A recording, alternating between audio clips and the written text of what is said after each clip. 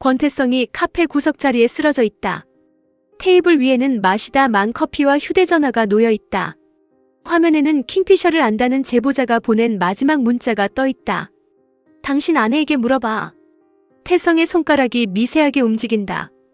겨우 눈을 뜬 그는 흐릿한 시야로 맞은편 의자를 바라본다. 제보자는 이미 사라지고 없다. 그는 비틀거리며 일어나 휴대전화를 움켜쥔다. 곧바로 보나에게 전화하지만 연결되지 않는다. 같은 시각 유보나는 낡은 창고 안에 서 있다. 그녀의 앞에는 의자에 묶인 남자가 고개를 숙이고 있다. 보나는 가족 사진과 저격 현장 사진이 담긴 봉투를 남자의 얼굴 앞에 내민다. 이거 당신이 보냈어요? 남자는 터진 입술로 웃는다. 킹피셔도 겁먹는 게 있네. 보나는 남자의 멱살을 잡지 않는다. 목소리를 높이지도 않는다. 대신 봉투에서 딸 권율의 사진 한 장을 꺼낸다. 유치원 앞에서 찍힌 사진이다. 내 딸을 찍었어요. 협박이 아니라 인사였어. 난 인사하러 온 게 아니에요. 보나가 한 걸음 다가서자 남자의 웃음이 사라진다. 누가 시켰어요? 직접 찾아봐. 당신이 건드리지 말았어야 할 사람을 건드렸으니까. 보나는 남자의 말을 듣는 순간 손에 들고 있던 사진을 내려놓는다. 상대는 보나가 분노했다고 생각한다. 그러나 보나는 오히려 한층 차분해진다. 잘못 알고 있네요. 그녀가 남자의 손목을 누른다. 몸부림칠 틈조차 주지 않은 채 숨겨둔 통신 장치를 꺼낸다. 건드리지 말았어야 할 사람은 내가 아니라 내 가족이에요. 통신 장치에는 최근 수신된 좌표가 남아있다. 무산 외곽의 폐업한 연수원이다. 보나는 좌표를 확인한 뒤 남자를 그대로 둔 채 창고를 빠져나온다. 그때 김봉팔이 앞을 막는다. 여기까지 하세요. 팀장님은 알고 계셨어요? 보나 씨를 미행하던 놈이 있다는 것만 알았습니다. 유리 사진까지 찍었습니다. 그래서 더 움직이면 안 됩니다. 봉팔은 보나의 손에 들린 통신 장치를 본다. 우리에게는 규칙이 있어요. 어떠한 경우에도 클라이언트가 아닌 대상을 미팅할 수 없습니다. 그 규칙을 만든 이유도 압니다. 알면 지키세요. 가족이 표적이 돼도요? 봉팔은 대답하지 못한다. 보나는 그의 눈을 피하지 않는다. 저한테는 가족이 규칙보다 먼저예요. 상대가 누군지도 모르잖아요. 그래서 알아보려는 겁니다. 혼자 움직이다가 덧치면요? 덧치라는 건 이미 알아요. 보나는 통신장치를 봉팔의 손에 쥐어준다. 누가 설치했는지만 찾아주세요. 나머지는 제가 하겠습니다.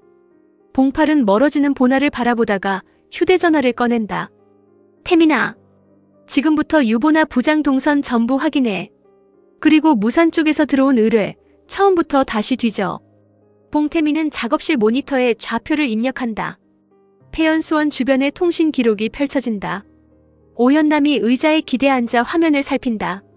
한동안 잠잠한가 싶었는데 누가 또 킹피셔를 찾네요. 찾는 정도가 아니야. 이건 불러내는 거야. 그러니까 더 재밌죠. 태민이 현남을 쳐다본다. 사람 목숨 걸린 일입니다. 저도 사람 목숨 다루는 일하거든요. 현남은 좌표 주변에서 반복적으로 감지된 차량 번호를 가리킨다. 이 차량들 전부 같은 렌터카 업체에서 나왔어요. 이름만 바꿔서 빌렸고요.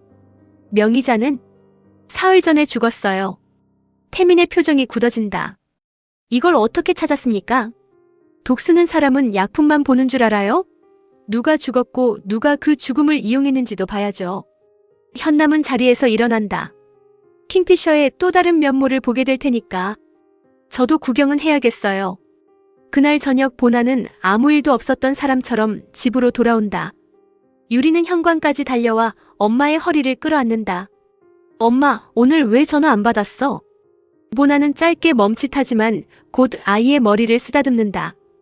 회의가 길어졌어. 많이 기다렸어? 아빠도 엄마한테 전화했는데. 소파에 앉아있던 태성이 보나를 바라본다. 그의 앞에는 제보자가 보낸 문자 화면이 켜져 있다. 보나는 태성의 안색부터 살핀다. 당신 어디 아파? 제보자 만나러 갔다가 정신을 잃었어. 보나의 눈빛이 달라진다. 뭘 마셨어?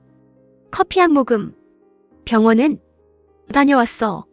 수면 유도 성분이 나왔대. 보나는 식탁 아래로 손을 내린 채 주먹을 쥔다. 상대가 유리뿐 아니라 태성에게도 접근했다. 경찰에 신고했어? 아직. 왜? 태성이 휴대전화를 보나에게 내민다. 그 사람이 당신한테 물어보라고 했어. 나한테 뭘? 킹피셔. 모나는 태성의 시선을 그대로 받아낸다. 그 사람이 내가 킹피셔라도 된대? 당신이 킹피셔라는 말은 안 했어. 그럼 킹피셔가 왜 돌아왔는지 당신이 알고 있을 거라고 했어. 모나는 가방을 내려놓으며 짧게 웃는다. 당신 기자 생활 오래 하더니 이제 별 제보를 다 믿는다. 나도 안 믿어. 태성이 자리에서 일어난다.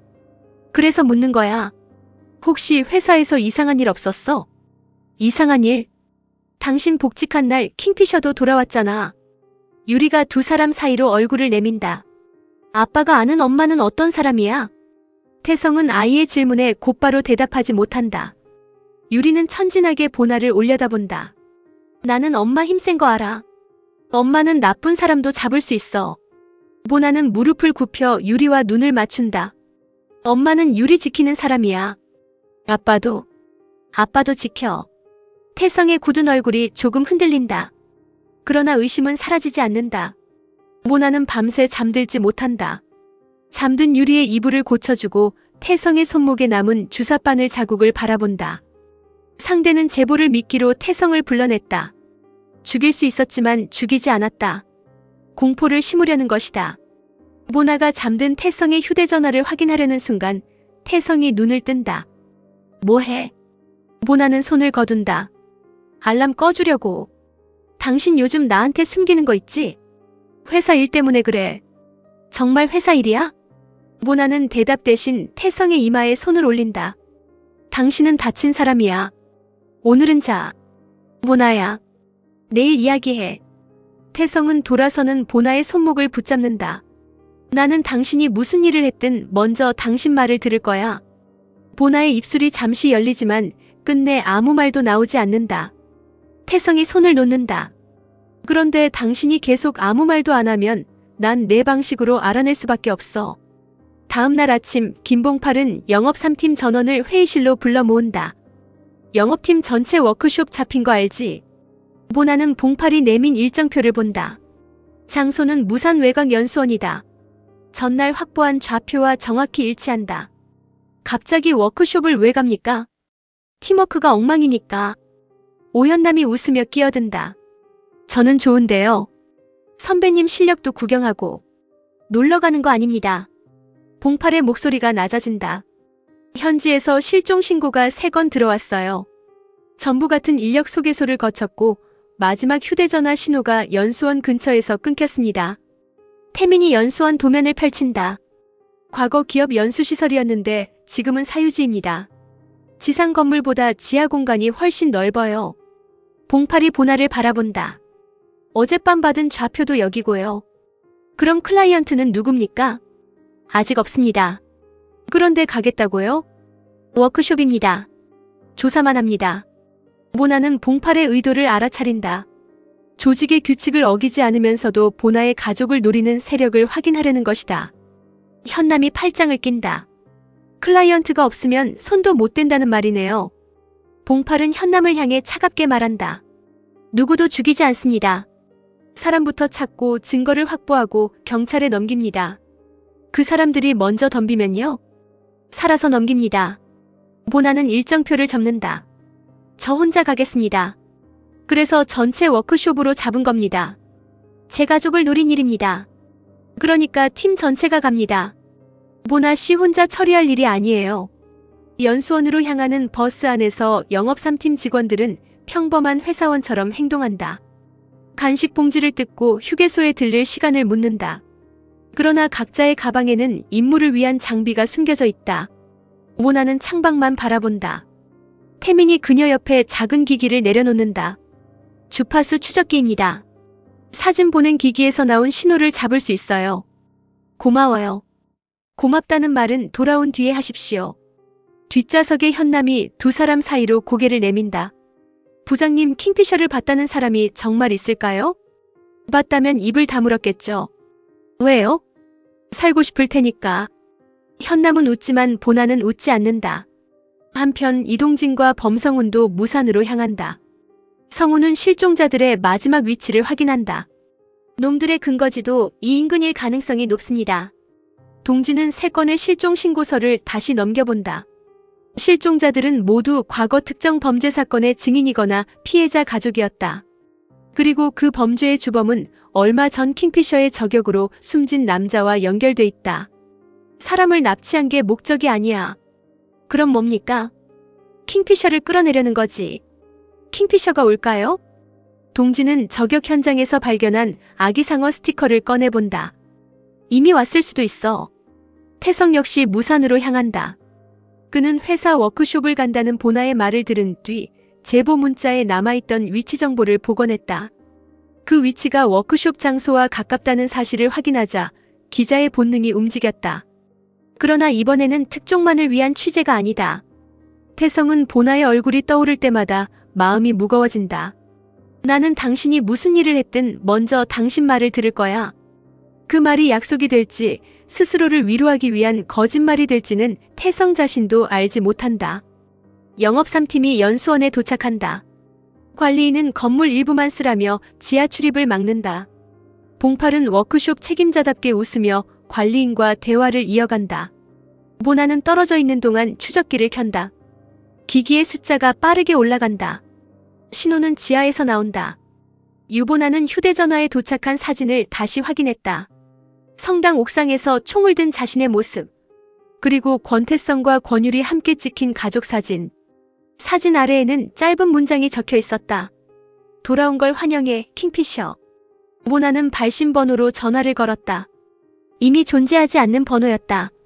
사진의 촬영 각도와 빛의 방향을 살피던 보나의 시선이 날카로워졌다. 저격 현장을 촬영한 사람은 성당 맞은편 건물에 있었다. 가족 사진은 적어도 사흘 전 유래 어린이집 앞에서 찍힌 것이었다. 누군가 자신을 하루 이틀 감시한 것이 아니었다.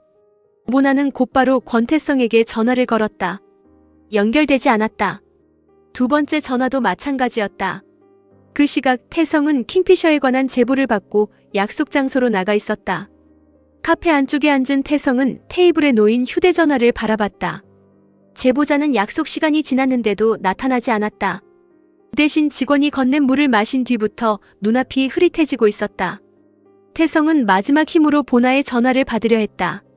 손끝이 휴대전화에 닿기 직전 그의 고개가 테이블 위로 내려갔다. 잠시 후 모자를 눌러 쓴 남자가 태성의 맞은편에 앉았다. 남자는 태성의 휴대전화를 뒤집어 놓고 낮게 말했다. 킹피셔가 가장 아끼는 사람이 누군지 확인했어. 다른 남자가 태성의 모습을 촬영했다. 이제 저 여자가 어떻게 나오는지만 보면 되겠네. 모나는 태성과 연락이 닿지 않자 집으로 향했다. 현관문을 열자 권율이 달려왔다. 엄마, 아빠는 왜 전화 안 받아? 모나는 율의 머리를 쓰다듬으며 애써 표정을 감췄다. 취재 중인가 봐. 조금 있으면 전화하실 거야. 오늘 같이 밥 먹는다고 했는데. 엄마가 찾아볼게. 유리는 할머니하고 있어. 옥선자는 그런 보나를 못마땅한 얼굴로 바라봤다. 복직하자마자 두 사람이 다 바쁘면 애는 누가 보니? 태성이도 기자랍시고 위험한 데만 쫓아다니고. 모나는 대답하지 못했다. 태성이 나간 시간과 마지막으로 남긴 메시지를 확인하던 그녀의 손이 멈췄다. 킹피셔를 직접 봤다는 사람을 만나러 간다는 메시지였다. 모나는 곧바로 김봉팔에게 연락했다. 봉팔은 보나가 보낸 사진을 확인한 뒤 영업 3팀 사무실의 문을 잠갔다. 봉태민은 촬영된 사진의 파일 정보를 분석했고 오현 남은 태성이 방문한 카페의 주문 기록과 직원 명단을 확인했다. 태민이 모니터를 가리켰다. 사진 2장이 같은 기기에서 전송됐습니다. 저격 현장 사진은 원본이 아니고 망원 카메라로 찍은 영상을 다시 캡처한 겁니다. 위치는? 발신 위치는 계속 바뀌었습니다. 선불 단말기를 차량에 실어서 이동시킨 것 같습니다. 현남이 카페 내부 영상을 재생했다. 선배님 남편분이 들어간 뒤 15분 동안 영상이 끊겼어요. 직원이 차단기를 건드렸다고 했는데 너무 정확한 시간에 멈췄죠. 모나는 태성의 마지막 위치를 확인했다. 카페 인근 골목이었다. 그 이후에는 휴대전화 신호가 사라졌다. 봉팔이 보나 앞을 막았다. 혼자 움직이지 마. 제 남편입니다. 그래서 더 안 돼. 지금 너는 킹피셔가 아니라 유보나다. 판단이 흔들릴 수밖에 없어. 그 사람들이 제 가족을 찍었습니다. 그게 목적이야. 널 끌어내려고 태성 씨를 이용한 거라고. 모나는 봉파를 똑바로 바라봤다. 그럼 더 빨리 찾아야죠. 조직 규칙부터 지켜. 우리는 어떠한 경우에도 클라이언트가 아닌 대상에게 미팅할 수 없어. 모나의 입술이 굳어졌다. 건드리지 말았어야 할 사람을 건드렸으니까요. 그래도 규칙은 규칙이야. 남편을 데려간 사람이 클라이언트가 아니라면 저도 킹피셔로 만나지 않겠습니다. 그럼 뭘로 만나려고? 모나는 자신의 가족 사진을 챙겼다. 유보나로요. 카페 인근 골목에 도착한 보나는 태성의 동선을 거꾸로 따라갔다. 주차된 차량의 블랙박스와 상가 유리창에 남은 흔적까지 훑었다. 골목 끝 쓰레기통 옆에서 태성의 취재 수첩 한 장이 발견됐다. 태성이 정신을 잃기 전 일부러 찢어 떨어뜨린 것이었다. 종이에는 희미한 볼펜 자국이 남아 있었다. 차량 번호의 뒷자리 4개와 붉은 새 모양. 모나는 주변을 살폈다. 오래된 건물 외벽에도 같은 붉은 새가 그려져 있었다. 태성은 자신을 데려간 차량 안에서 본 문양을 남긴 것이었다. 모나는 봉팔에게 사진을 보냈다. 그 문양을 본 배윤옥의 얼굴이 굳어졌다. 한동안 잠잠한가 싶었는데 봉팔이 윤옥을 돌아봤다. 아는 놈들이야? 예전에 우리 표적을 빼돌리던 놈들이야. 사람을 납치해서 불법 약물 실험에 넘겼어. 킹피셔가 조직의 중간책을 처리한 뒤 사라졌다고 들었는데 살아남은 놈들이 있었다는 거군. 윤옥은 가족사진 속 태성을 바라봤다. 모나를 노린 게 아니야. 킹피셔를 다시 불러낸 거야. 납치범들은 태성을 외곽 창고로 옮겼다. 그러나 태성이 정신을 차리기 전에 경찰의 움직임이 빨라졌다. 이동진과 범성우는 카페에 끊긴 영상보다 그 직전 배달 차량의 움직임에 주목했다. 동일한 차량이 최근 발생한 2건의 실종 사건 주변에서도 확인됐다. 성훈이 수사 자료를 내밀었다. 선배님, 이 차량 폐업한 연수원 쪽으로 갔습니다. 최근 실종된 제약회사 직원도 마지막 신호가 그 근처에서 끊겼고요. 동지는 실종자들의 직업을 확인했다. 제약회사 연구원, 병원 전산 담당자, 화학물질 유통업자. 모두 신종 마약 제조에 필요한 정보나 물질과 연결돼 있었다. 킹피셔 제보는 미끼였어. 기자를 데려간 이유가 따로 있을 거야. 킹피셔를 봤대요? 본 게 아니라 보게 만들려는 거겠지. 경찰이 연수원 주변을 수색하는 동안 영업 3팀에는 뜻밖의 공지가 내려왔다. 영업팀 전체 워크쇼. 장소는 경찰이 추적 중인 폐연수원에서 멀지 않은 산장 단지였다. 현남은 공지문을 확인하고 봉팔을 바라봤다. 이 날짜와 장소 우연 아니죠? 봉팔은 아무 말 없이 참석자 명단을 펼쳤다. 워크숍에는 실제 영업팀 직원들도 포함되어 있었다. 누군가 두루미전자 내부 일정에 손을 대고 있었다. 태민이 사내 서버 접속 기록을 확인했다. 공지 올린 계정은 인사팀 계정인데 접속 주소는 외부입니다. 모나가 물었다. 취소하면요? 놈들이 우리가 알아챘다는 걸 알게 되겠지. 봉팔은 워크숍을 예정대로 진행하기로 했다. 일반 직원들을 보호하면서 범죄 조직의 목적을 확인해야 했다. 놈들의 근거지도 이 인근일 가능성이 높습니다. 현남이 참가자들의 숙소 배치도를 펼쳤다. 워크숍에 참가한 직원들 틈에 감시자가 들어올 수도 있어요. 모나는 태성의 수첩에서 발견된 붉은 새 문양을 바라봤다. 들어오는 게 아니라 이미 들어와 있을 수도 있어요. 워크숍 당일 두루미전자 직원들을 태운 버스가 산장에 도착했다. 직원들은 보나가 평소보다 주변을 세심하게 살피는 이유를 알지 못했다. 김봉팔은 팀장답게 프로그램을 진행했고 현남은 밝은 신입사원처럼 직원들 사이를 돌아다녔다. 태민은 음향 장비를 설치한다는 명목으로 건물 내부의 통신망을 확인했다. 모나는 사라진 태성을 생각하면서도 평범한 직장인의 얼굴을 유지했다. 그러던 중 한 직원이 보나에게 종이컵을 건넸다. 부장님 커피 드세요. 모나는 컵을 받으려다 직원의 손목에서 희미한 붉은 문양을 발견했다. 물에 지워진 도장의 일부였다. 모나는 웃으며 컵을 내려놓았다. 고마워요. 먼저 회의실에 가 있어요. 직원이 돌아서자 모나는 현남에게 시선을 보냈다. 현남은 커피를 확인한 뒤 조용히 고개를 저었다. 수면 성분이 들어있었다. 태민이 이어폰을 통해 말했다. 건물 통신이 외부에서 차단되기 시작했습니다. 잠시 뒤 산장의 전기가 끊겼다. 직원들은 휴대전화를 꺼냈지만 신호가 잡히지 않았다. 문까지 밖에서 잠겨 있었다. 직원들 사이에서 불안이 번졌다. 우리 진짜 죽나 봐요. 그런 소리 하지 마. 비상구부터 찾아. 모나는 겁에 질린 직원들을 회의실 안쪽으로 모았다. 다들 제 말 들으세요. 출입문에서 떨어지세요. 창문 가까이에도 가지 마시고요. 평소 차분하기만 했던 보나의 목소리는 단호했다. 직원들은 자신도 모르게 그녀의 지시를 따랐다. 그때 복도에서 낯선 남자들이 나타났다. 얼굴을 가린 그들은 직원들의 휴대전화를 빼앗고 보나를 찾았다. 유보나 부장, 어디 있지? 보나는 사람들 뒤에서 천천히 앞으로 나왔다. 저예요. 우리하고 같이 가줘야겠어. 직원들은 보내주세요. 그걸 당신이 결정할 수 있나? 남자가 보나의 팔을 잡으려 했다. 보나는 손목을 비틀어 그의 균형을 무너뜨렸다. 다른 남자가 달려들자 테이블 위 물병이 그의 얼굴을 스쳤다. 보나는 곧바로 직원들 앞을 막아섰다. 평범한 영업부장이라고 믿었던 사람들이 말을 잃었다. 보나는 남자들을 바라보며 낮게 말했다. 이 자식들이 선을 넘었네. 현남은 직원들이 보지 못하는 곳에서 다른 침입자를 제압했다. 태민은 잠긴 출입문을 풀고 직원들을 비상계단으로 이동시켰다. 봉팔은 구조대에 신고하라며 사람들을 산장 밖으로 내보냈다. 그러나 범죄 조직의 진짜 목적은 직원 납치가 아니었다. 보나를 태성이 갇힌 장소로 유인하기 위한 것이었다. 침입자 중 한 명이 휴대전화를 내밀었다.